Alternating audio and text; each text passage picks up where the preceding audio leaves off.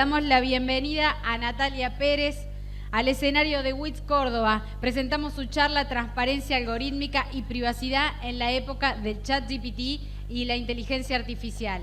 Natalia es abogada en Derecho Internacional, magíster en Ciberseguridad, ahí está, con estudios de posgrados en Data Protection y Data Governance. Además, fue ganadora de una beca de posgrado completa por la University of Central Arkansas de Estados Unidos. Actualmente dirige el equipo de Data Governance and Privacy de Naranja X y es profesora universitaria e investigadora con más de 9 años de experiencia. Fue speaker en Argentina, Estados Unidos, Chile, México, en cuestiones relativas a gobierno de datos, protección de datos personales, innovación, tecnología, inteligencia artificial y derecho internacional. Disfrutemos, por favor, de Natalia. Un placer tenerte aquí.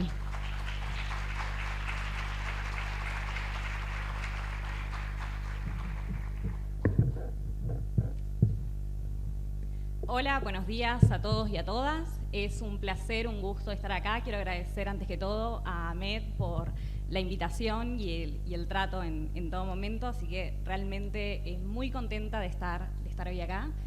Mi charla, como pueden observar, es transparencia algorítmica y privacidad en la época de ChatGPT y la inteligencia artificial.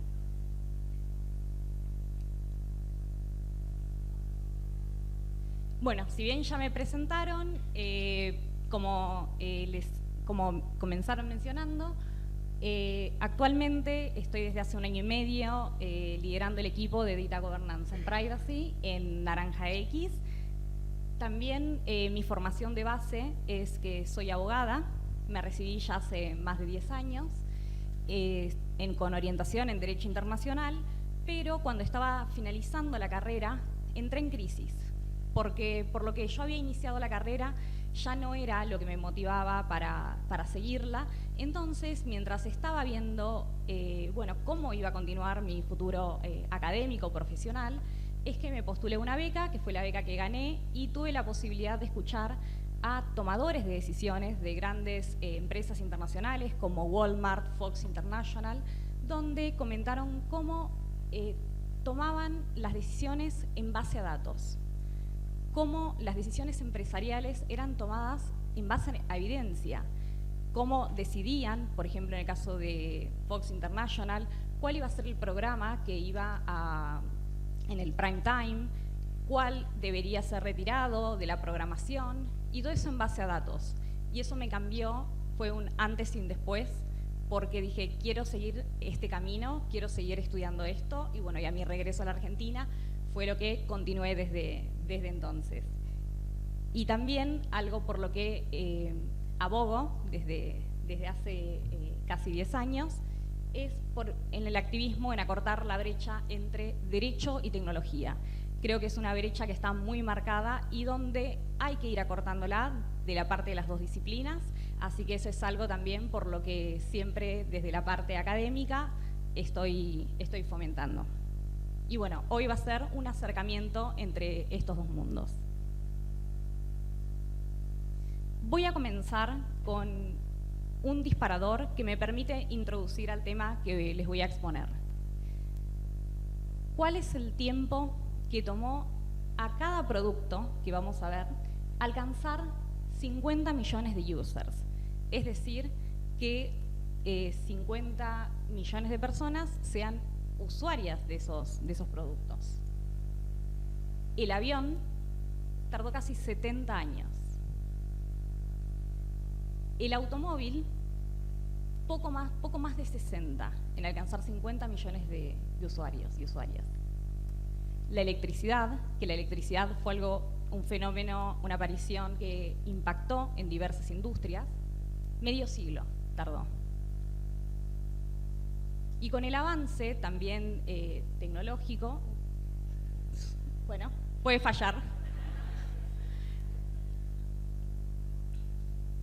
Y con el avance tecnológico, también económico, social, que se dio en esas décadas, comienzan a reducirse, estos los tiempos en que los productos se comienzan a masificar, y vemos cómo tarjeta de pago tardó 28 años, La televisión, 22 años, la computadora, 14 años, el celular, 12 años, que son productos que los utilizamos en nuestra vida diaria, pero podemos ver que no bajamos todavía de los 10 años en alcanzar esa cantidad de personas usuarias. En los últimos años, también, especialmente, bueno, a través de la masificación de Internet, que tardó 7 años en alcanzar 50 millones de users, YouTube, ya vemos una baja considerable en la cantidad del tiempo. YouTube en 4 años llegó a ese número. Facebook en 3 años. Pokémon GO en 19 días. Y ahí vemos, bueno, un Squirtle que nos dice, vamos a calmarnos. Y esto es algo que ya en la actualidad es algo que sucede en la mayoría de los productos digitales. ChatGPT lo alcanzó también en cuestión de días. Y esto es lo que me da pie para introducirme en un concepto que hay que tener presente cuando vamos a estar hablando de estos avances. Que hoy ya estamos hablando del time to market. El time to market se refiere al término que denomina al tiempo que lleva que desde el momento en el que está proyectado un producto hasta el momento en el que está disponible para los consumidores, ese tiempo se denomina time to market. Hoy vemos que con el fenómeno de la gran recolección y también la obtención, la facilidad que ya es hoy recolectar, tratar una gran cantidad de datos, sumado también a la potencia que hay en cuanto al procesamiento de la información, hace que ya observemos que ese time to market sea cada vez más corto, como en los ejemplos que les había comentado. Y muchas veces, la gran mayoría de las veces, esos datos que se masifican son datos personales, que ahora vamos a ver que también esto tiene una implicancia en cuanto a los desafíos. Esto hace que también a menor time to market haya más probabilidad de riesgos, más probabilidad de impactos negativos de esas tecnologías.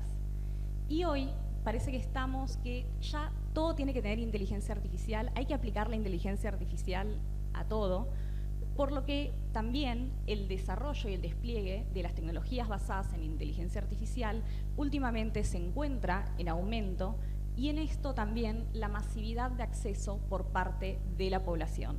Nosotros cada vez en nuestra vida diaria incorporamos más desarrollos que incluyen inteligencia artificial en sí mismos. Y esto no es algo negativo, es algo sumamente beneficioso. Lo van a ver incluso a lo largo de las conferencias del día de hoy, donde se van a mostrar ciertos ejemplos. Tiene un impacto social sumamente beneficioso.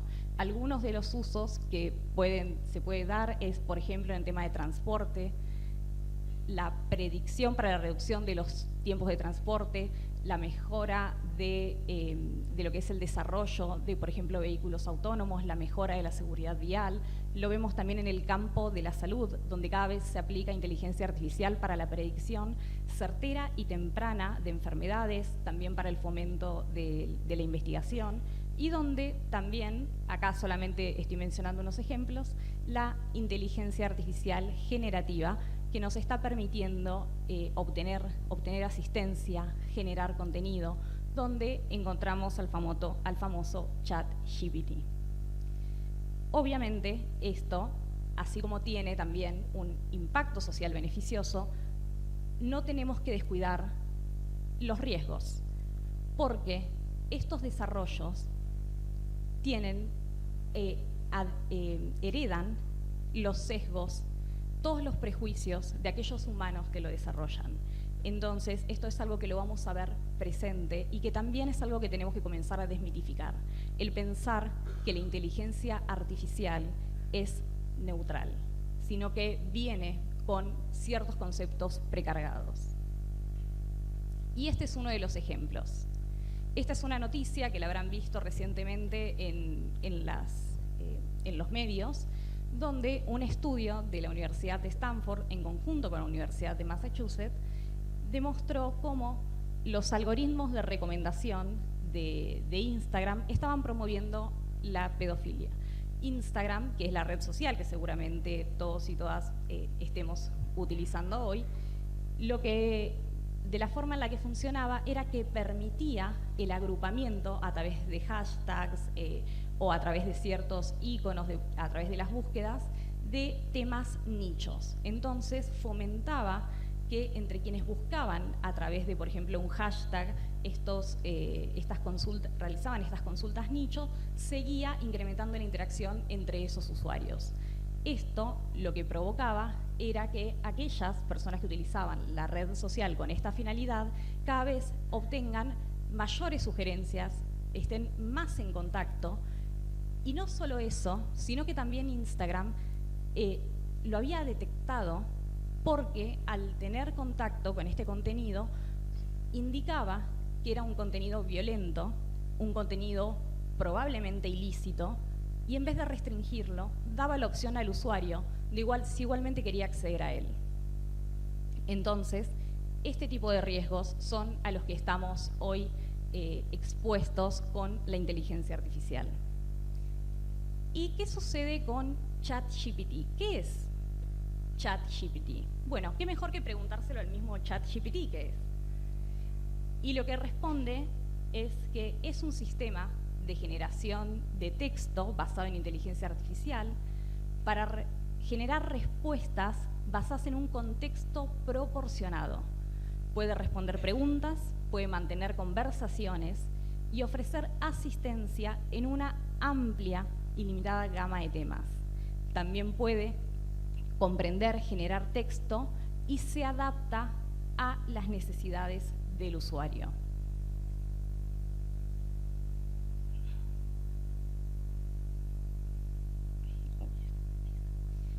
Seguramente muchos y muchas de quienes están hoy aquí han utilizado ChatGPT para hacer algún tipo de consulta, y eso es algo que seguramente todos y todas probamos, y se habrán encontrado con esta pantalla, que son las consideraciones preliminares. Estas consideraciones preliminares tienen estas secciones que me parecieron interesantes, que es la parte de limitaciones, donde básicamente a grandes rasgos indica que el contenido que puede devolver ChatGPT puede contener inconsistencias, puede no ser verídico, puede ser potencialmente dañoso e incluso puede estar sesgado. Y bueno, y debajo también en la letra chica vuelve a reforzar también esta recomendación. Por eso vemos que ChatGPT ya desde el vamos está anunciando, está adelantando esos potenciales riesgos, los cuales es algo, sumamente, es algo que es efectivamente lo que hay que hacer, el estar informando a los usuarios, pero en la avalancha de utilizar esta nueva tecnología, comenzamos a utilizar no solo ChatGPT, sino otras herramientas también de inteligencia artificial generativa, porque vemos todo lo que podemos comenzar a hacer. Y esto se va viralizando. ¿Quién no vio la imagen del Papa Francisco, la imagen de los dobles de Tom Cruise, que muchas veces en un principio se pone en duda su veracidad y luego se sabe que fueron generadas por una inteligencia artificial? Pero en un principio tenemos esa duda, todavía nosotros no podemos distinguir qué es lo que proviene de una inteligencia artificial o si es un contenido real. Y también comienzan a aparecer estas limitaciones, estos riesgos.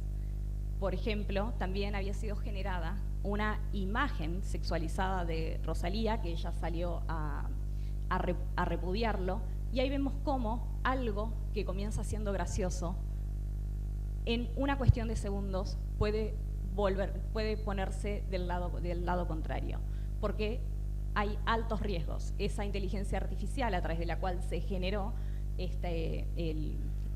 la foto trucada de Rosalía, en ningún momento impidió, advirtió o directamente no negó de alguna forma la difusión o la generación de ese contenido, sabiendo que efectivamente se estaba sexualizando a una persona. Y esta importancia de esos potenciales riesgos que originariamente no son tenidos en principio en cuenta.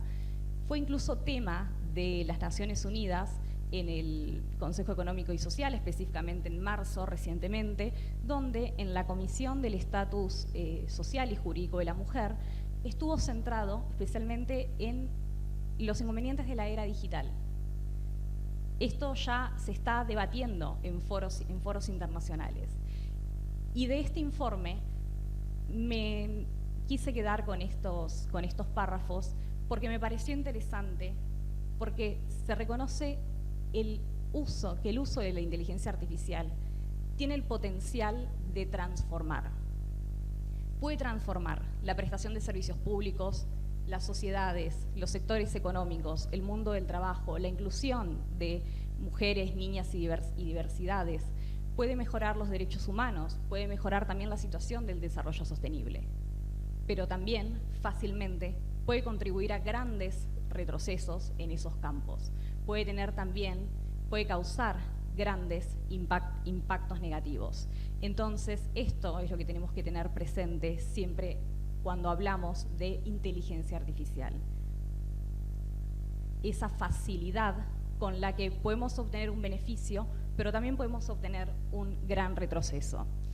Y específicamente, yendo a los desafíos que entraña la utilización de la inteligencia artificial en temas de privacidad y transparencia, podemos encontrar casos como la recopilación y uso indebido de datos, sesgos y discriminación, vulneración de derechos y libertades individuales, vulneraciones incluso de seguridad si no se cuenta con las medidas de seguridad apropiadas, divulgación de información confidencial, porque, por ejemplo, en el caso de ChatGPT, cada vez que nosotros vamos introduciendo información, haciendo preguntas, también estamos alimentando ese modelo. Entonces, también podemos estar introduciendo datos confidenciales, datos sensibles, que son tomados de donde nosotros no conocemos el proceso que hay atrás de filtrado y después otorgamiento de una respuesta. También se puede causar desinformación, como lo habíamos visto con los ejemplos, potencial manipulación y también phishing para que sean cometidos delitos informáticos, y también usos potencialmente dañinos o abusivos en minorías, especialmente en poblaciones vulnerables y también en el caso de menores. Y otro de los desafíos que me parece que es clave es que no existe hoy en día una fórmula única de inteligencia artificial responsable. No tenemos una respuesta única.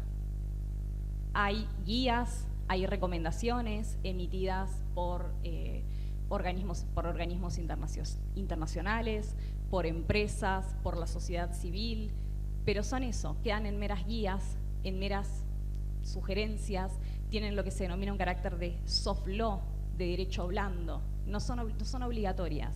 Es el ideal al que debemos ir, pero no tenemos un marco único, y sobre esto también hoy en día se están produciendo varios debates sobre si es necesario una regulación general, universal de la inteligencia artificial, donde también hay otras posturas que sostienen que tenemos que ir por el camino de una regulación más específica por industria, por regiones, pero en el marco de todos estos debates, al momento no tenemos una fórmula única, no tenemos una única respuesta de, bueno, ¿cómo hacer esto? Una inteligencia artificial responsable. Si bien hay algunas regulaciones que pueden ser asociadas, como de protección de datos personales, o también algunos estándares en el marco de la seguridad de la información, pero específicamente aplicado a las particularidades que entraña la inteligencia artificial, eso hoy no existe. Pero, no obstante, vamos a tratar en la charla del día de hoy, más allá de que no tengamos una fórmula única, ir hacia un horizonte que nos permita ver, bueno, si tengo que realizar un desarrollo de inteligencia artificial responsable, ¿cuál es el camino que tengo que emprender? Y algo que considero es que no podemos hablar de inteligencia artificial, de aprendizaje automático, de autonomía, si esa conversación no está atravesada por principios éticos. Eso es algo que tiene que guiar toda conversación, todo desarrollo, toda innovación en inteligencia artificial. Y en relación a estos principios, hay un principio que me gusta mucho,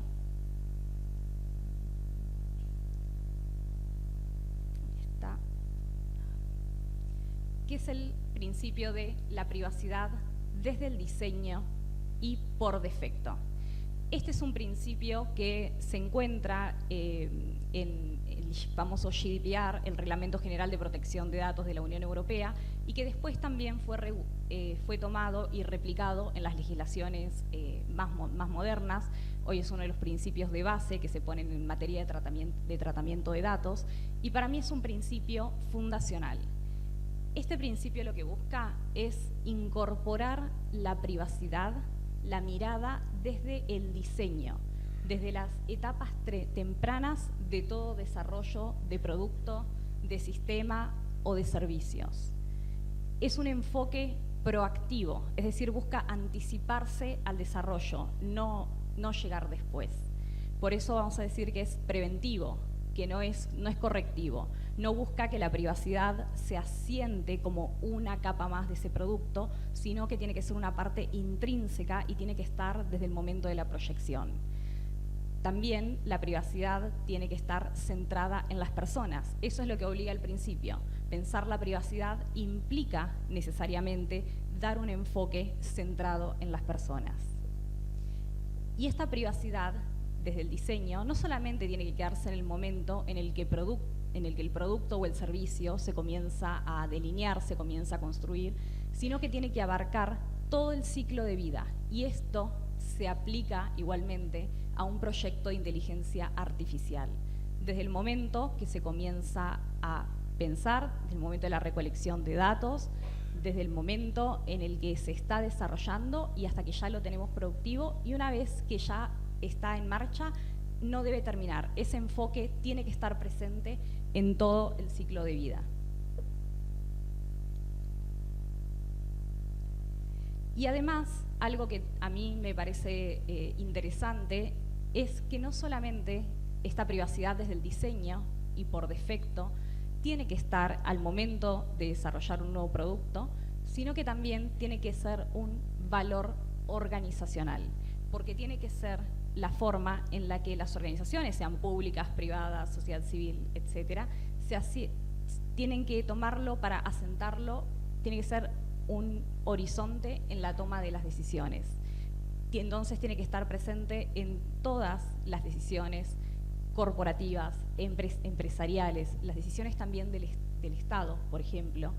Y esto me gusta también comentar que este establecimiento de principios no es un fin en sí mismo, sino que es un punto de partida. Es un punto de partida para hacer mejor las cosas, y cuando comenzamos a ver la forma en la que podemos implementar también esta privacidad desde el diseño y por defecto, vemos que sus aplicaciones también son infinitas. De ahí que es importante que sea un valor organizacional. Ya hay empresas que lo están tomando de esta manera. Por ejemplo, Google recientemente sacó hace unas semanas un curso sobre inteligencia artificial generativa donde reconoce 7 principios que fueron aplicados a toda la organización. Y vemos también cómo otras organizaciones lo van replicando. Esto ya es un hecho y es el camino por el que hay que seguir.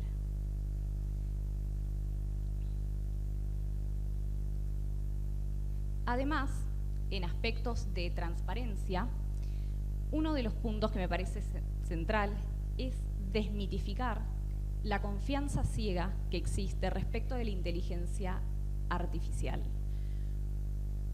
Ahí vemos algunas de las creencias que suelen aparecer en torno a estos desarrollos, que los algoritmos no se equivocan, los algoritmos son infalibles, que los algoritmos también son neutrales, que la inteligencia artificial hace que las computadoras piensen, entonces como la computadora es quien piensa y no es el humano, nos pueden arrojar la mejor respuesta, y también, asociado a esto, la naturalización de los resultados y sobre todo la invisibilización de intereses que suele haber cuando caemos en estas concepciones.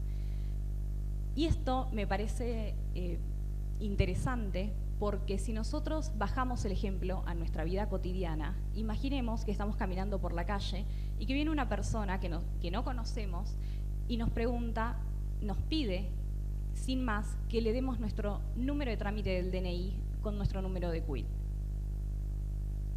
Sin más. Bueno, pero ¿para qué lo necesitas? No brinda ninguna otra información. ¿Alguien daría estos datos sin más? Sin tener mayor contexto, sin indagar, sin saber el para qué, quién sos. No, no lo haríamos. Pero cuando se nos solicitan esos datos en el ámbito digital, nunca nos planteamos esa pregunta. Los otorgamos sin más. Ni solicitan la foto del DNI, ni solicitan el reconocimiento facial. Acepto todas las condiciones de privacidad, no lo pienso, y es algo que en nuestra vida cotidiana no lo hacemos, y es exactamente lo mismo.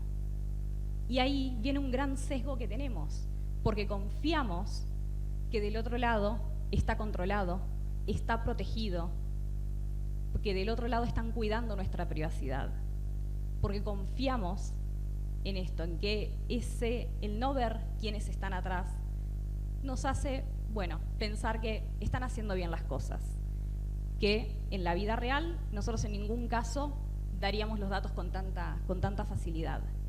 Y ahí hay un prejuicio importante, porque cuando trasladamos esta confianza a la inteligencia artificial, a los algoritmos, a lo digital, sacamos la parte de la responsabilidad humana.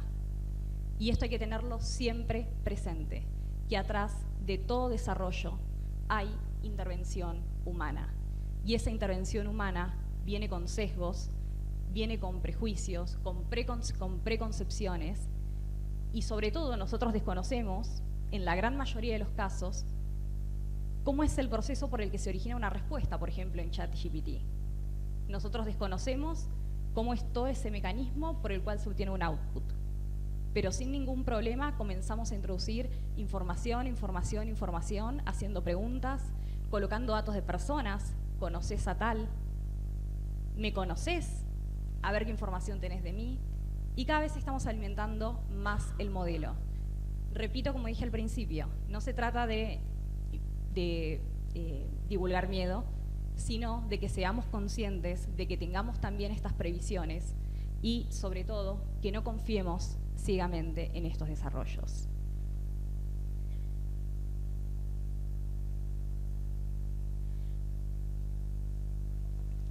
Lo que sucede es que cuando, desde el momento del desarrollo, desde el momento de la concepción, nosotros no tenemos en cuenta estos aspectos de privacidad, los principios de transparencia, después todas las etapas del desarrollo van a tener algún tipo de sesgo, lo que va a ocasionar que después el resultado tengamos una probabilidad mayor de obtener algún tipo de impacto negativo.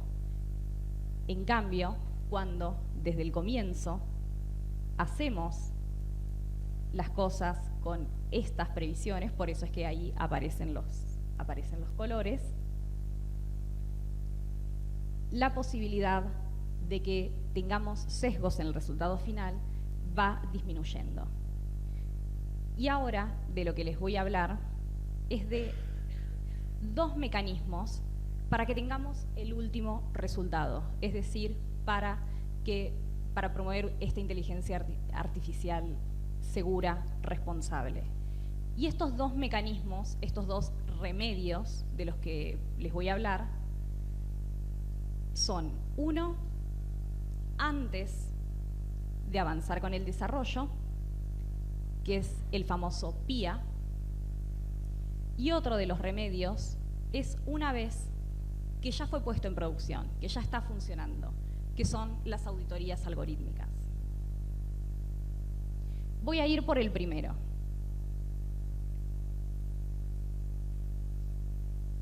¿Qué es un PIA, una evaluación de impacto en privacidad. ¿Y qué es una evaluación de impacto en privacidad? Básicamente, es un análisis de riesgos.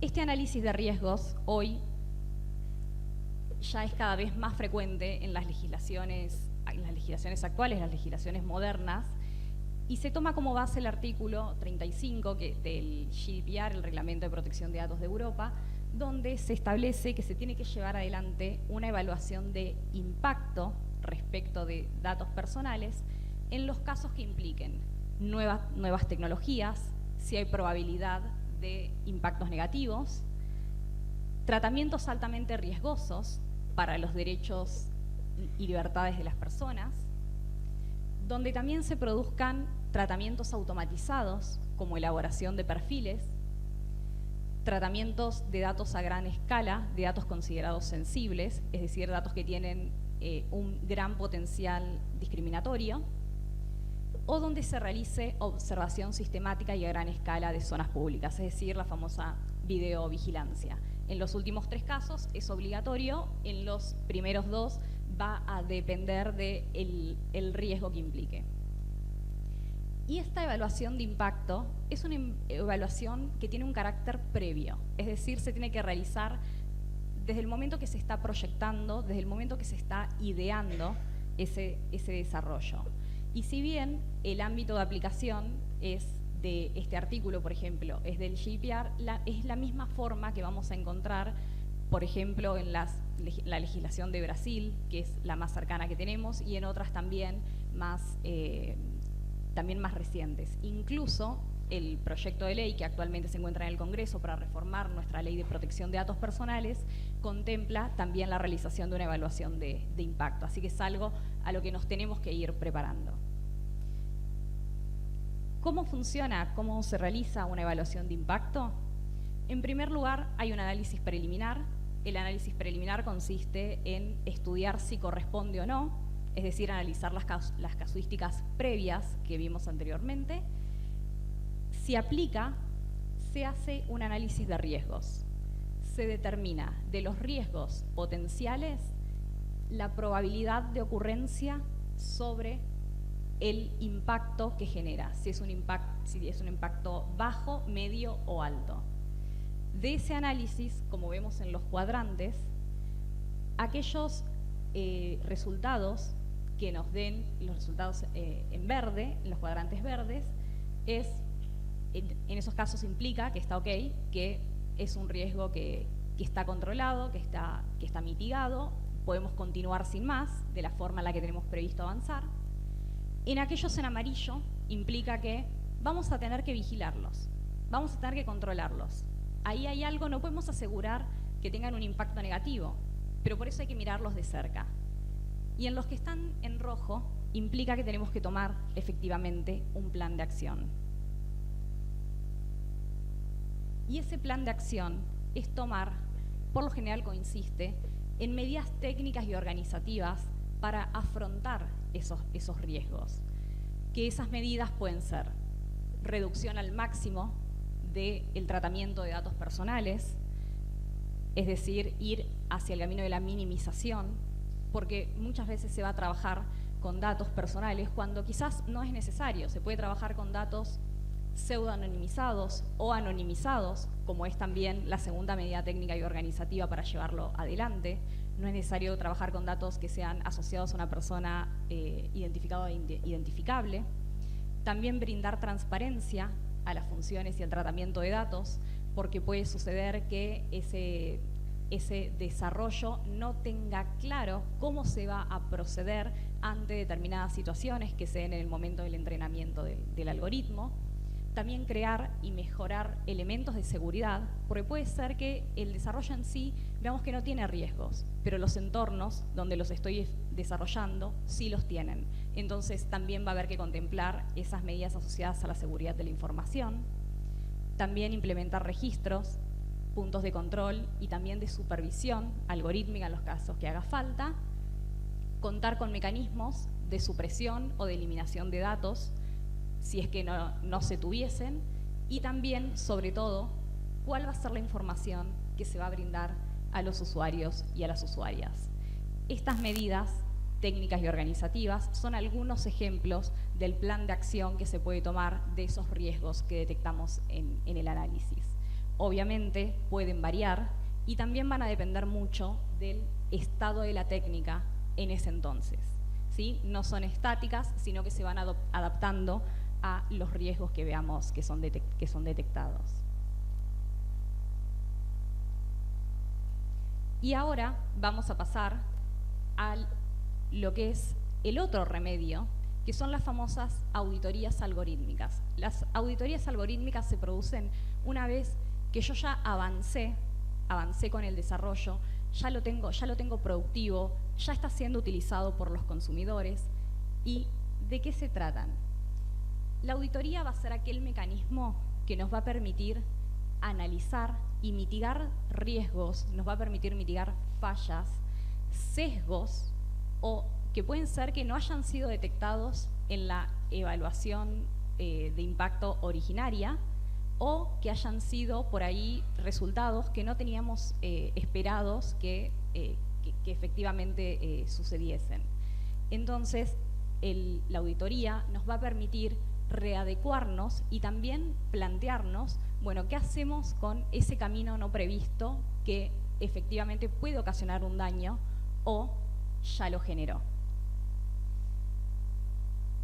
También hay algo que hay que tener presente en cuanto a la hora de considerar si implementar auditorías algorítmicas o no, es que a mayor complejidad hay mayores errores, mayor posibilidad de error, mayores riesgos.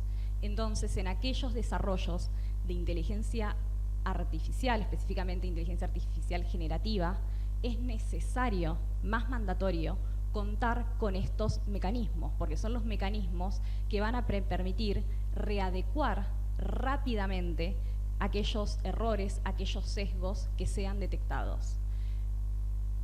Un ejemplo de una mala implementación es el que les había mostrado al comienzo con Instagram, donde la plataforma, ante un caso detectado, porque el algoritmo lo detectaba, de que era una actividad ilícita, en vez de suprimirlo, de denunciarlo por defecto, daba la opción de acceder igualmente a ese contenido y así seguía generando esta red de contactos, de nichos, la seguía incrementando también el riesgo. Bueno, ese es uno de los, efectivamente, de las situaciones en las que una auditoría algorítmica hubiese servido para detectar esa situación y también poder definir cuál es el criterio, qué es lo que se va a hacer. Se va a eliminar, se va a suprimir, se va a denunciar, pero en este caso se detectaba y efectivamente no había un plan de acción del otro lado. También la auditoría algorítmica tiene que velar porque el beneficio óptimo que se busca con la implementación de estos desarrollos también esté de la mano de la privacidad. No solamente tengo que ver si el algoritmo está dando el beneficio que yo esperaba a nivel corporativo, económico, sino que también implica que se tenga que analizar y si en materia de privacidad y de transparencia también está dando, cuáles son los resultados que se está obteniendo. También esta auditoría va a velar por consideraciones técnicas y además éticas, y además va a permitir que la organización cuente con mecanismos ágiles de alertado y de subsanación de errores. ¿Cuándo se realizan estas auditorías algorítmicas? Lo que hay que evitar es que ocurra el daño. Hay que evitar que el daño haya sucedido. Lo ideal es que sucedan antes, que sean como mecanismos que sirvan de forma periódica, eso se determinará de acuerdo también a cada desarrollo, y como había comentado, se aplican con posterioridad a la implementación del sistema, es decir, una vez que ya se encuentra en operación, y consiste también en contrastar lo que se esperaba del diseño con los efectos que tuvo ese desarrollo, especialmente si va a tener implicancias, si va a tener afectación, si está siendo utilizado en contextos sociales, con flujo constante o sistemas que pueden evolucionar notablemente y el cual no se puede tener previsión ante una mayor uso y ante una mayor variedad de los datos que son utilizados. Obviamente lo que no hay que hacer es evitar que estas auditorías sean prematuras, es decir, muy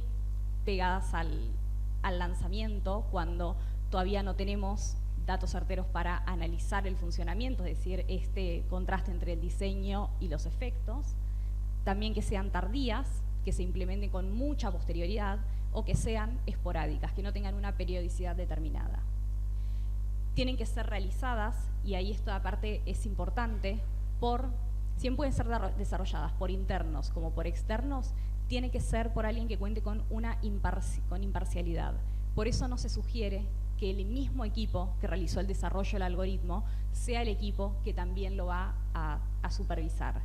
Y a esto traigo la importancia también de incluir la visión de la comunidad, porque son los usuarios, las usuarias, los consumidores, quienes detectan estos riesgos o quienes también padecen los daños una vez que ya está en funcionamiento. Así que hay que buscar ese vínculo efectivo con la comunidad de los usuarios. En cuanto a los elementos, hay que determinar el riesgo, es decir, la probabilidad por impacto de que efectivamente esté sucediendo, y también es clave ver cómo está distribuido el error o el sesgo, es decir, si está afectando más a un subgrupo de población que a otros, si afecta a minorías, a segmentos específicos. Y en cuanto a la implementación, se tiene que definir el alcance de la auditoría, las partes interesadas o las partes también afectadas, la documentación que sustente el desarrollo, la realización de las pruebas, análisis de resultados y finalmente un plan de acción efectivo.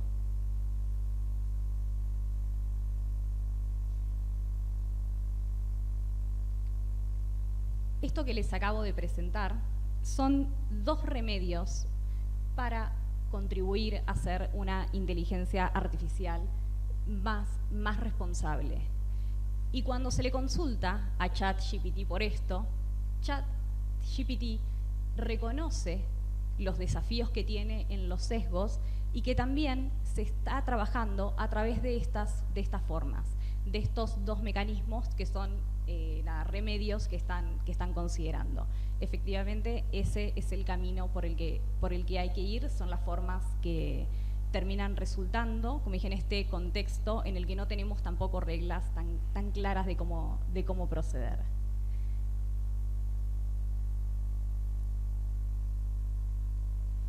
Y para finalizar,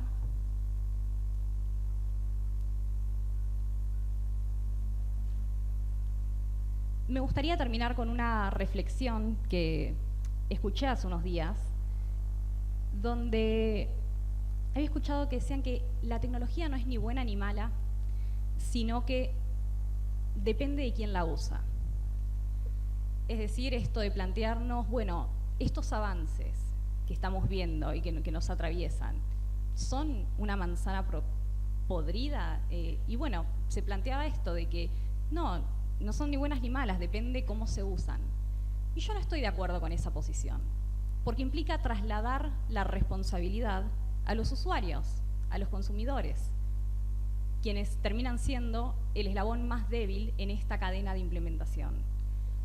Entonces, yo prefiero cambiar esta frase de que la tecnología efectivamente no es ni buena ni mala, no es neutral, pero va a depender la visión y los sesgos con los que fue diseñada y los mecanismos también que tiene para subsanar esos daños y esas potenciales vulneraciones de derechos. Ahora sí, muchas gracias.